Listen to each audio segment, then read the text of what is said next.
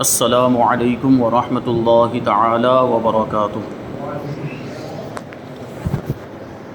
نحمده ونصلي ونسلم على رسوله الكريم اما بعد فاعوذ باللہ من الشیطان الرجیم بسم اللہ الرحمن الرحیم ان اللہ وملائکته یصلون علی النبی یا ایہا الذین آمنوا صلوا علیہ وسلموا تسلیما اللہم صلی علی سیدنا ومولانا محمد معدن الجود والکرم وآلہ الکرام وابنہ الکریم وبارک وسلم صلاۃ وسلام علیک یا رسول اللہ صلی اللہ تعالی علیہ وسلم۔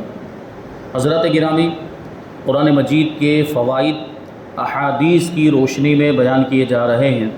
اس میں سے 3 فائدے اس سے پہلے والے درس میں بیان کیے گئے تھے۔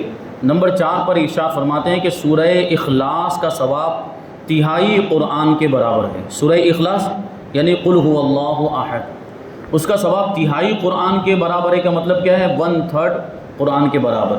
اسی وجہ سے کہا جاتا ہے کہ اگر کوئی سورہ اخلاص کو یعنی قل هو اللہ احد کو 3 مرتبہ پڑھ لے تو پورے قرآن کی تلاوت کا ثواب مل جائے گا۔ لیکن اب اس کا یہ مطلب نہیں ہوتا کہ بس وہ 3 مرتبہ سورہ اخلاص پڑھ کے بیٹھ جائے اور پھر قرآن کی تلاوت نہ کرے، یہ سوچ لے کہ مجھے تو پورے قرآن کا ثواب مل گیا ہے، اب مجھے پورا قرآن پڑھنے کی کیا ضرورت، اور جب بھی ضرورت پیش آئے پورا قرآن پڑھنے کی تو یہی 3 مرتبہ سورہ اخلاص ہی پڑھ لیں۔ اس کا یہ مطلب نہیں۔ یہ 3 مرتبہ سورہ اخلاص پڑھنے میں پورے قرآن کی تلاوت کا ثواب ملتا ہے، لیکن پورے قرآن کا جو ثواب وہ الگ ہی حیثیت رکھتا ہے۔ پورے قرآن کو جو تلاوت کرنے کا جو ثواب ہے وہ اس کا ایک الگ مقام ہے، وہ پورا قرآن پڑھیں گے تبھی ملے گا۔ اور یہ بھی غور کرنے کی ضرورت ہے کہ سورہ اخلاص بھی تو اسی قرآن کا حصہ ہے۔ جب اتنے سے حصے کو تلاوت کرنے کا اتنا بڑا ثواب مل رہا ہے اتنی چھوٹی سی سورت کو، تو سوچیں کہ اگر ہم پورے قرآن کی تلاوت کریں گے تو کتنا ثواب ملے گا۔ تو سورہ اخلاص کا ثواب 1/3 قرآن کے برابر۔ اسی لیے ختم و فاتحہ میں یعنی جب قرآن مجید کو ختم کیا جاتا ہے یا جب ہم ایصال ثواب کرتے ہیں، جب ہم فاتحہ پڑھتے ہیں تو اس کو 3 مرتبہ پڑھتے ہیں۔ نمبر 5، حضور پاک صلی اللہ علیہ وسلم فرماتے ہیں کہ جو شخص قرآن پاک کا ایک حرف پڑھے اس کو 10 نیکیوں کے برابر نیکی ملتی ہے۔ خیال رہے کہ الف لام میم ایک حرف نہیں بلکہ الف لام میم یہ 3 حروف ہیں، لہٰذا فقط اتنا پڑھنے سے 30 نیکیاں مل جاتی ہیں۔ یعنی کہ کوئی شخص اگر قرآن مجید میں سے یہ صرف الف لام میم بھی پڑھ لے تو اس کے نامہ اعمال میں 30 نیکیاں لکھ دی جاتی ہیں۔ ہر ایک حرف پر 10 نیکیاں ملتی ہیں۔ خیال رہے کہ الف لام میم یہ متشابہات میں سے، متشابہات کا مطلب یہ ہوتا ہے کہ وہ آیتیں جن کا معنی ہمیں سمجھ میں نہیں آتا، ظاہری معنی مراد نہیں لے سکتے۔ کچھ آیتیں تو ایسی ہیں جیسے اللہ تبارک و تعالیٰ کی طرف کچھ آیتوں کے اندر ہاتھ کی نسبت کی گئی، ید اللہ فوق ایدیہم، کہ اللہ کا ہاتھ ان کے ہاتھوں کے اوپر ہے۔ اور کہیں پہ اللہ تبارک و تعالیٰ کے لیے چہرے کا لفظ بھی آیا کہ تم جہاں بھی متوجہ اینما تولو، جہاں بھی چہرہ کرو وہاں اللہ تعالیٰ کا چہرہ ہے۔ یا جو ہے کہ دوسری جگہ پر بھی یہ چہرے کا لفظ آیا، جبکہ اللہ تبارک و تعالیٰ جسم اور جسمانیات سے پاک ہے۔ یہ مخلوقات کے جس طریقے سے اعضاء ہوتے ہیں، باڈی پارٹس ہوتے ہیں، ہاتھ ہے، پاؤں ہے، چہرہ، اللہ تبارک و تعالیٰ ان ساری چیزوں سے پاک ہے۔ تو ان آیتوں کا ہم ظاہری معنی مراد نہیں لے سکتے، یعنی ہم ان آیتوں کی بنیاد پر معاذ اللہ کے لیے ہاتھ یا اللہ کے لیے چہرہ وغیرہ ثابت نہیں کر سکتے۔ تو ان کا جو ہے کہ اس میں تعویل کی جاتی ہے، یعنی اللہ کی مدد ان کے ساتھ ہے، یا جو ہے کہ اس طرح سے جو ہے کہ اس میں جو ایک معنی بتایا جاتا ہے جو اللہ کی شان کے لائق ہو۔ اسی طرح الف لام میم ہے، اسی دوسرے جو حروف مقطعات ہیں جو سورتوں کے شروع میں آتے ہیں، الف لام میم صاد، الف لام را حا میم، یہ کاف ہا یا عین صاد، یہ سب جو حروف ہیں ان کو حروف مقطعات کہا جاتا ہے۔ اور یہ بھی متشابہات میں سے، یعنی ان کا معنی اللہ اور اس کے رسول ہی جانتے ہیں، ہم نہیں جانتے۔ تو ہمیں کیا عقیدہ رکھنا چاہیے ان حروف کے بارے میں جو حروف مقطعات ہیں؟ ہمیں ان کے بارے میں اتنا عقیدہ رکھنا چاہیے کہ اللہ تعالیٰ نے ان حروف سے جو بھی مراد لیا ہے اس پر ہمارا ایمان ہے، ہم اس پر ایمان رکھتے ہیں۔ یہ اللہ تبارک و تعالیٰ اور اس کے حبیب صلی اللہ علیہ وسلم کے درمیان راز و نیاز کی باتیں، اور ظاہر سی بات جب راز کی بات کی جاتی ہے تو وہاں دوسرے کو بتانا مقصد ہی نہیں ہوتا۔ مثال کے طور پر ہم اور آپ آپس میں دوست یار ہیں اور ہم اپنے آپس میں کچھ کوڈ ورڈ بنا لیتے ہیں، ہوتا کہ نہیں ہوتا؟ دو دوست ہیں، آپس میں کوڈ ورڈ بنا لیا، وہ اپنے کوڈ ورڈ میں بات کر رہے ہیں، اس کا مقصد یہ ہوتا ہے کہ اس بات کو یہی دو دوست سمجھ پائیں اور کوئی تیسرا سمجھ نہ پائے۔ تو یہ جو حروف مقطعات ہیں، یہ اللہ تبارک و تعالیٰ نے حضور پاک صلی اللہ علیہ وسلم پر جب یہ حروف نازل فرمائے تو حضور پاک صلی اللہ علیہ وسلم نے کہا کہ میں سمجھ گیا، کیونکہ ظاہر سی بات ہے کہ ان سے خطاب کیا جا رہا ہے۔ حضور پاک صلی اللہ علیہ وسلم پر یہ آیت کریمہ نازل ہو رہی، اگر حضور بھی نہیں سمجھ پائیں گے تو یہ تو کلام بے فائدہ ہو جائے گا، اور اللہ تبارک و تعالیٰ بے فائدہ کلام کرنے سے پاک ہے۔ اس کا کلام مفید ہے، یعنی اس میں فائدہ ہوتا ہے، اللہ تعالیٰ کا کلام بے فائدہ نہیں ہو سکتا۔ تو یہ حروف متشابہات جن کے معنی ہم تو کجا جبریل بھی نہیں جانتے، الف لام میم وغیرہ کی معانی جو ان کا مطلب جو ہے وہ جبریل کو بھی نہیں پتہ، حالانکہ یہ آیتیں لے کر کون آتے تھے؟ حضرت جبریل ہی تو لے کر آتے تھے اللہ تبارک و تعالیٰ کی بارگاہ سے، تو جبریل کو بھی نہیں معلوم، مگر اس کے پڑھنے پر بھی ثواب ہے، اگرچہ ان کا مطلب ہمیں سمجھ میں نہیں آ رہا الف لام میم حامیم وغیرہ کا، لیکن اس کو ہم پڑھیں گے، تلاوت کریں گے، یہ بھی قرآن ہی کا حصہ ہے۔ جس طرح دوسری آیتوں پر ہمیں ثواب ملتا ہے، ان کے پڑھنے پر بھی ثواب ملے گا، بلکہ جو عارفین ہوتے ہیں اور جو اس طرح کی گہرائی والا علم رکھتے ہیں، ان کے اعتبار سے اگر دیکھو تو ان میں بڑے فوائد بھی ہیں۔ یہ لوح قرآنی ہم دیکھتے ہیں، لوح قرآنی میں کیا کرتے ہیں؟ یہ جو حروف مقطعات لکھے ہوئے رہتے ہیں، الف لام میم صاد وغیرہ، اور اس کے تعلق سے بیان کیا جاتا ہے کہ اگر کوئی اپنے گھر میں لوح قرآنی کو لگا دے، وہ تغرا لگا دے جس میں یہ سب حروف لکھے ہوئے ہوں، تو وہ گھر، وہ دکان، وہ مکان جہاں پر اس کو لگایا گیا ہو وہ آفتوں بلاؤں سے محفوظ ہو جائے گا۔ کتنے فائدے اس کے اندر معلوم ہوا کہ تلاوت قرآن کا ثواب اس کے سمجھنے پر موقوف نہیں، بغیر سمجھے تلاوت پر بھی ثواب ہے، یعنی قرآن کو اگر سمجھا نہیں پھر بھی پڑھ رہے ہیں، تلاوت کر رہے ہیں تو اس پر بھی ثواب ملے گا۔ ثواب حاصل کرنے کے لیے اس کا سمجھنا ضروری نہیں، سمجھنا ایک الگ فضیلت رکھتا ہے، سمجھ کے پڑھیں گے تو زیادہ ثواب ملے گا، اور اگر سمجھ میں نہیں بھی آ رہا پھر بھی قرآن کی تلاوت کر رہے ہیں کہ یہ اللہ کا کلام ہے یہ سوچ کر پڑھ رہے ہیں تو ثواب ملے گا۔ ولایتی مثال دیتے ہیں، ولایتی مرکب دوائیں، یعنی جیسے انگریزی دوائیں ہوتی ہیں، ایلوپیتھی وغیرہ کی جو بھی دوا، یا دوسری بھی کوئی اگر دوا لے لیں ہومیوپیتھک وغیرہ کی، ہم کو اس کا نسخہ معلوم نہیں ہوتا کہ وہ دوا کس طرح بنائی گئی، اس میں کیا کیا ملایا گیا، ہم کو معلوم ہوتا ہے یہ دوا کیسے تیار کی، کون سی جڑی بوٹی وغیرہ جو کچھ بھی ڈالا گیا ہے، وہ کون سا پاؤڈر وغیرہ استعمال کیا گیا، ہمیں پتہ ہوتا ہے؟ ہمیں بالکل بھی پتہ نہیں ہوتا، مگر مریض کو شفا دیتی، وہ دوا کیسے بنی معلوم نہ ہونے کے باوجود وہ مریض کو شفا دیتی، بیمار اچھا ہو جاتا ہے، اور ان کے اجزاء معلوم ہو یا نہ ہو پھر بھی یہ معاملات ہوتے ہیں۔ یوں ہی قرآن مجید شفا بھی ہے اور ثواب بھی ہے، اس کے معانی معلوم ہو یا نہ ہو۔ دیکھو، بھینس دودھ کے لیے اور بیل کھیتی باڑی کے لیے، گھوڑے اونٹ سواری کے لیے اور بوجھ اٹھانے کے لیے پالے جاتے ہیں، یعنی جانوروں کے پالنے کا الگ الگ مقصد ہوتا ہے، مگر طوطا مینا وغیرہ یہ صرف اس لیے پالے جاتے ہیں کہ وہ ہمارے جیسی بولی بولتے ہیں۔ طوطا جس کو ہم لوگ پوپٹ کہتے ہیں، اس کو کیوں پالا جاتا ہے؟ کیا وہ ہم کو کوئی فائدہ دیتا ہے؟ یعنی بظاہر کوئی فائدہ نہیں، بس اس کو اس وجہ سے پال رہے ہیں کہ وہ ہماری طرح بولے گا یا اس سے ہم انسیت حاصل کریں گے۔ تو دیکھیں، وہ ہماری طرح بولی بولتا ہے اس لیے ہم اس کو پالتے ہیں، اگرچہ بغیر سمجھے ہی صحیح، لیکن طوطا مینا تمہاری بولی بولے تو تمہیں پیارے لگتے ہیں۔ کہ وہ جو سیکھتا ہے، طوطا جو بولنا سیکھتا ہے انسان کی زبان، انسان کی بولی بولتا ہے، تو کیا وہ سمجھ کے بولتا ہے؟ نہیں، وہ پرندہ ہے، اس کے پاس عقل ہی نہیں ہے کہ وہ اس کو سمجھ پائے، بس وہ تو سنتا ہے اور سننے کے بعد بس اسی کو ریپیٹ کرتا چلا جاتا ہے، اس کا کیا معنی، اس کا کیا مطلب ہے وہ اس کو کچھ سمجھ میں نہیں آتا، پھر بھی وہ بولتا ہے کہ نہیں بولتا، مطلب اس کا ایک فائدہ۔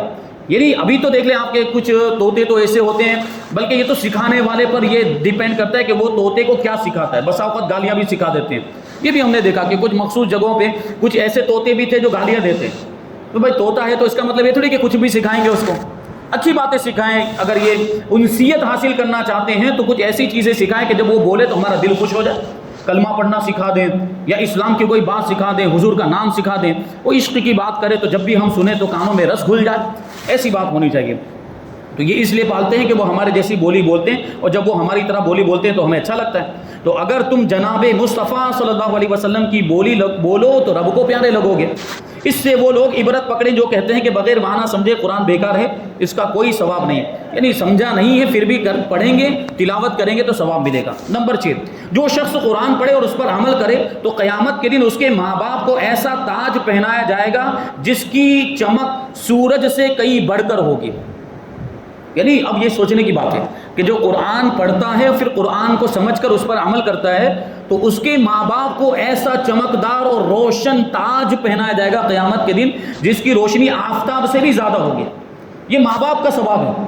قرآن پڑھ کر عمل کرنے والے کے ماں باپ کو یہ مرتبہ ملے گا. تو غور کرنے کی ضرورت ہے کہ جو خود قرآن پڑھ کے عمل کر رہا ہے اس کو کتنا ثواب ملے گا. جب ماں باپ کو یہ ثواب مل رہا ہے تو پڑھنے والے کو کتنا ثواب ملے گا. تو فرماتے ہیں آگے 7 نمبر پر قرآن پاک دیکھ کر پڑھنے میں دوہرا ثواب ملتا ہے, یعنی پڑھنے کا اور دیکھنے کا ڈبل ثواب ملتا ہے, اور بغیر دیکھ کر پڑھنے میں ایک ثواب ملتا ہے. چند چیزوں کا دیکھنا بھی عبادت, کچھ چیزیں ایسی جن کا دیکھنا بھی عبادت, ان میں سے قرآن پاک کہ قرآن مجید کو پڑھنا بھی عبادت ہے, اس کو دیکھنا بھی عبادت, اس کو گھر میں رکھنا بھی عبادت ہے. اور کعبہ معظمہ کو دیکھنا, دوسری عمارتیں بلڈنگ وغیرہ اگر دیکھیں تو کوئی ثواب نہیں, لیکن کعبہ معظمہ کو صرف دیکھ لیں تو ثواب ملتا ہے. ماں باپ کا چہرہ محبت سے دیکھیں تو یہ بھی ثواب کا سبب ہے, اور عالم دین کا چہرہ اگر عقیدت اور محبت سے دیکھیں تو اس پہ بھی ثواب ملتا ہے. نمبر 8, قرآن پاک کی تلاوت اور موت کی یاد دل کو اس طرح صاف کر دیتی ہے جیسے کہ زنگ آلود لوہے کو سیقل. زنگ آلود لوہا مطلب لوکھنڈ, جس کو ہم لوگ اپنی زبان میں لوکھنڈ کہتے ہیں, اس پہ وہ زنگ لگ جاتا ہے جس کو ہم بولتے ہیں کاٹ. لوہے پہ کاٹ لگ جاتا ہے, اس کو کیا کرتے ہیں ہم صاف کرتے ہیں. وہ کبھی تو پالش پیپر سے صاف کرتے ہیں, کبھی اس کے کچھ مخصوص دوسرے طریقے بھی ہوتے ہیں زنگ کو دور کرنے کے اور کاٹ کو صاف کرنے کے. تو جب ہم وہ کاٹ کو دور کر دیتے ہیں, زنگ کو سیکل کر دیتے ہیں تو لوہا صاف ہو جاتا ہے. اسی طرح جب ہم قرآن کی تلاوت کرتے ہیں یا موت کو یاد کرتے ہیں تو ہمارے دل کا بھی زنگ دھل جاتا ہے اور دل بھی صاف و شفاف ہو جاتا ہے. اس لیے قرآن پاک کی تلاوت کثرت کے ساتھ کرنی چاہیے اور موت کو یاد کرتے رہنا چاہیے. آدمی جب موت کو یاد کرے گا تو آخرت کی فکر پیدا ہوگی, اور جب آخرت کا تصور اس کے ذہن میں آئے گا تو گناہوں سے بچے گا, نیکیوں کے کام کرے گا. اور قرآن یہ روحانی چیز ہے, اس کی وجہ سے روح کو غذا ملتی ہے قرآن کی تلاوت کرنے سے. تو اگر بسا اوقات ایسا ہوتا ہے کہ بے چینی والی کیفیت پیدا ہوتی, گھبراہٹ ہو رہی ہے اور کچھ سکون نہیں مل رہا, ایسے لوگ بھی آتے ہیں, تو یہ عام طور پر ہمارے گناہوں کی وجہ سے ہوتا ہے. کبھی ایسی بے چینی بے قراری کی کیفیت پیدا ہو جائے, کبھی ڈپریشن بھی ہو جاتا ہے, انسان کو ڈپریشن میں مبتلا ہو جاتا ہے, تو پھر کیا کرنا چاہیے, قرآن کی تلاوت کرنی چاہیے. تو یہ سارا ڈپریشن, یہ دباؤ, یہ گھبراہٹ, یہ سب دور ہو جائے گی. ہمارے پاس تو اسلام نے, اللہ تبارک و تعالیٰ نے اور حضور پاک صلی اللہ علیہ وسلم نے ہم کو ایسی چیزیں عطا فرمائی, ایسے علاج ہیں, یہ ساری بیماریاں ہوگی ہی نہیں اگر ہم اس کی پابندی کریں. یہ غیروں کے اندر معاملات ہوتے ہیں, آئے دن ہم سنتے رہتے ہیں کہ فلاں نے جو ہے کہ خودکشی کر لی, سوسائڈ کر لیا. اور خاص طور پہ ابھی تو کئی دنوں سے یا کئی سالوں سے کہہ لیجئے یہ اداکاروں کے بارے میں, ایکٹر اور ایکٹریسز جو ہوتی ہیں ان کے بارے میں یہ خبریں آتی رہتی ہیں کہ وہ فلاں ایکٹر نے خودکشی کر لی, وہ فلاں اداکار نے خودکشی کر لی. یہ عام طور پر ڈپریشن کی وجہ سے ہوتا ہے. وہ ڈپریشن میں چلے جاتے ہیں اور ان کے پاس اس کا کوئی روحانی علاج نہیں ہوتا. اگرچہ گولیاں کھاتے رہیں, دوائیں پیتے رہیں, لیکن بظاہر اس کا کوئی فائدہ نہیں, کیونکہ روحانی علاج نہیں, اور یہ تعلق رکھتے ہیں روح سے. یہ بیماری گھبراہٹ اور ڈپریشن وغیرہ کی بیماری, تو روحانی علاج نہ ہونے کی وجہ سے وہ اس سے ابھر نہیں پاتے, اور پھر ان کو ایک ہی راستہ نظر آتا ہے, وہ ہو خودکشی. جبکہ مسلمان کا معاملہ کیا ہوتا ہے, ایمان والا اللہ پر بھروسہ رکھتا ہے. وَعَلَى اللَّهِ فَلْيَتَوَكَّلِ الْمُؤْمِنُونَ, کہ ایمان والوں کو اللہ ہی پر بھروسہ رکھنا چاہیے, اور ایمان والے اللہ پر بھروسہ بھی رکھتے ہیں. ایمان والے کا عقیدہ یہ ہوتا ہے, ایک مومن کا عقیدہ یہ ہوتا ہے کہ جیسی بھی مصیبت آ جائے, جیسی بھی مشکل آ جائے, جتنا بھی قرضہ ہو جائے, جو بھی ہو جائے, میرا اللہ سب سے بڑا ہے, وہ مجھے اس سے نکال دے گا. یہ اگر تصور ہمارے ذہن میں پیدا ہوگا تو کبھی بھی ہم خودکشی جیسے حرام گناہ کی طرف نہیں جائیں گے. تو یہ بات بھی یہاں پر ابھی جو ہے کہ ضمناً کہی جا سکتی ہے کہ لوگ یہ ایسے ہیروں کو, اداکاروں کو, ایکٹر کو فالو کرتے ہیں, جبکہ ان کی زندگی انتہائی ناکام ہوتی ہے, وہ فالو کرنے کے لائق ہی نہیں ہوتے. ان کے اسٹائل کو کاپی کرتے ہیں اور ان کے طریقے کو اپناتے ہیں. طریقہ کس کا اپنایا جاتا ہے, نمونہ کس کو بنایا جاتا ہے, آئیڈیل کس کو بنایا جاتا ہے, جو کامیاب ہوتا ہے. اور یہ تو انتہائی ناکام قسم کے لوگ ہوتے ہیں. آپ ان کی نجی زندگی کو دیکھیں, ان کی ذاتی پرائیویٹ زندگی کو دیکھیں, کسی طرح کا سکون نہیں, کسی طرح کا اطمینان نہیں, نشے میں مبتلا ہے, ڈرگس لے رہے ہیں, شراب پی رہے ہیں. اتنی ناکام زندگی, بتائیے یہ فالو کرنے کے لائق ہے؟ اس کے باوجود آج کا ہمارا نوجوان یہ ہیرو اگر جیسے بال رکھ لیے تو وہ اس کی طرح بال رکھنے لگ جاتے ہیں. معاذ اللہ, جیسے ان لوگوں نے کپڑے اگر پھٹے پرانے بھی پہن لیے تو ویسے کپڑے پہننے لگ جاتے ہیں. ہمیں تو اس طریقے کو اپنانا چاہیے جو رسول پاک کا طریقہ ہے, جو ایک انسان کامل تھے. کوئی بھی انسان, ہمارے آپ کے درمیان کوئی بھی انسان ہرگز کبھی بھی یہ دعویٰ نہیں کر سکتا کہ وہ انسان کامل, اس کے اندر کوئی کمی نہیں ہے, اس کے اندر کوئی خرابی نہیں ہے. لیکن حضور پاک صلی اللہ علیہ وسلم کی ذات وہ ذات ہے کہ اللہ تبارک و تعالیٰ نے آپ کو انسان کامل بنایا, آپ کے اندر کوئی کمی نہیں, کوئی خرابی نہیں. تو کس کو نمونہ بنانا چاہیے؟ کس کو آئیڈیل بنانا چاہیے؟ حضور پاک صلی اللہ علیہ وسلم ہمارے سامنے آئیڈیل کی شکل میں موجود ہیں، تو ان کے طریقوں کو اپنائیں تو دنیا بھی کامیاب ہو جائے گی اور آخرت بھی کامیاب ہو جائے گی۔ اور یہ غیروں کے طریقوں کو اپنائیں گے، انگریزوں کے طریقوں کو اپنائیں گے، اور یہ فساق اور فجار، یہ اداکار، ایکٹر وغیرہ، ان کے طریقوں کو اپنائیں گے تو بتائیے کامیابی مل سکتی؟ ہرگز نہیں ملے گی۔ یہ بات ذہن میں رکھیں۔ تو فرماتے ہیں نمبر 9، جو شخص کے قرآن پاک کی تلاوت میں اتنا مشغول ہو کہ کوئی دعا نہ مانگ سکے، قرآن کی تلاوت کرنے کی وجہ سے قرآن میں پورا وقت گزر جائے، اسی میں مصروف رہے اور اس کو دعا کرنے کا وقت ہی نہ ملے، تو فرماتے ہیں اللہ تبارک و تعالیٰ اس کو مانگنے والوں سے زیادہ عطا فرماتا ہے۔ جو دعا مانگتے ہیں، اس نے دعا نہیں مانگی، یہ قرآن کی تلاوت میں مشغول رہا، تو اللہ تبارک و تعالیٰ یہ جو مانگنے والا تھا وہ تو عطا فرماتا ہے، اس سے زیادہ بھی عطا فرماتا ہے۔ یہ قرآن کی تلاوت کا ثواب ہے۔ نمبر 10، جو شخص ہر رات کو سورہ واقعہ پڑھا کرے انشاءاللہ اسے کبھی فاقہ نہیں ہوگا، یعنی وہ کبھی بھوکا نہیں رہے گا۔ سورہ واقعہ یہ 27ویں پارے کے اندر ہے، اذا وقعت الواقعہ۔ یہ صورت روزانہ رات کو اگر ہم پڑھ لیں، میں نے ابھی اس سے پہلے والے درس میں بھی کہا تھا کتنے آسان طریقے ہمیں بتائے گئے ہیں۔ ابھی خلوص دل کے ساتھ اور اچھی نیت کے ساتھ یہ پڑھ کر تو دیکھیں، پھر ہمیں اس کے فائدے نظر آئیں گے۔ ہم ادھر ادھر بھٹکتے رہتے ہیں، رزق میں برکت نہیں، روزی میں برکت نہیں ہے، کوئی کاروبار نہیں ہے، یہ وغیرہ، یہ سب معاملات ہمارے سامنے پیش آتے ہیں کہ کتنا آسان طریقہ بتایا۔ روزانہ رات کو سورہ واقعہ پڑھ لی تو کبھی بھوکے نہیں ہوں گے، کبھی فاقہ نہیں ہوگا۔ مطلب کیا ہے؟ اللہ تعالیٰ روزی میں برکت عطا فرمائے گا کہ بھوکے رہنے کی ضرورت ہی نہیں پڑے گی۔ کتنا آسان طریقہ۔ نمبر 11، سورہ الف لام میم تنزیل، اس کو سورہ سجدہ بھی کہا جاتا ہے، یہ 21ویں پارے کے اندر ہے۔ الف لام میم تنزیل الکتاب لا ریب فیہ من رب العالمین او کما قال اللہ۔ تو یہ سورت کے پڑھنے، یہ اس سورت کا پڑھنے والا جب قبر میں پہنچتا ہے تو یہ سورت اس طرح اس کی شفاعت کرتی ہے کہ اے اللہ، اگر میں تیرا کلام ہوں تو اس کو بخش دے، یعنی مجھے پڑھنے والے کو بخش دے، ورنہ تو مجھے اپنی کتاب سے نکال دے۔ اور میت کو یہ اس طرح ڈھانک لیتی ہے جیسے چڑیا اپنے پروں سے اپنے بچوں کو ڈھانک لیتی ہے، اور اسے عذاب سے بچاتی ہے یہ سورت۔ نمبر 12، جو شخص کے سورہ یاسین اول دن میں یعنی دوپہر سے پہلے پڑھنے کا عادی ہو، یعنی سورہ یاسین کو دن کی شروعات کے اندر دوپہر سے پہلے پڑھنے کی عادت بنا لے تو اس کی ساری حاجتیں پوری ہو جاتی ہیں۔ نمبر 13، سورہ یاسین شریف پڑھنے سے تمام گناہ معاف ہو جاتے ہیں اور مشکلیں آسان ہوتی ہیں، لہٰذا اس کو بیماروں پر پڑھو۔ نمبر 14، سوتے وقت کو یا ایھا الکافرون پڑھنے والا انشاءاللہ کفر سے محفوظ رہے گا، یعنی اس کا خاتمہ بالخیر ہوگا، بھلائی پر خاتمہ ہوگا، ایمان پر خاتمہ ہوگا۔ نمبر 15، سورہ فلق اور سورہ ناس، یعنی قل اعوذ برب الفلق اور قل اعوذ برب الناس، جو آخری 2 سورتیں ہیں، ان کا پڑھنے والا آندھی اور اندھیروں سے محفوظ رہتا ہے، اور ان کے پڑھنے سے یہ آندھیاں اور اندھیرے دور ہو جاتے ہیں، اور اس کی پابندی کرنے والا، پابندی کے ساتھ پڑھنے والا انشاءاللہ جادو سے محفوظ رہے گا۔ اسی وجہ سے ایک چیز میں آپ کو بتا دوں کہ اگر کسی کو نظر لگ جائے، ہمارے یہاں پہ مختلف قسم کے ٹوٹکے وغیرہ جو ہے کہ نظر لگ جاتی ہے تو وہ اپنائے جاتے ہیں، کبھی کیا جلایا جاتا ہے، کبھی پتہ نہیں کیا کرتے ہیں۔ کہ سب سے بہترین ذریعہ میں آپ کو بتا دوں قرآن کے ذریعے سے علاج۔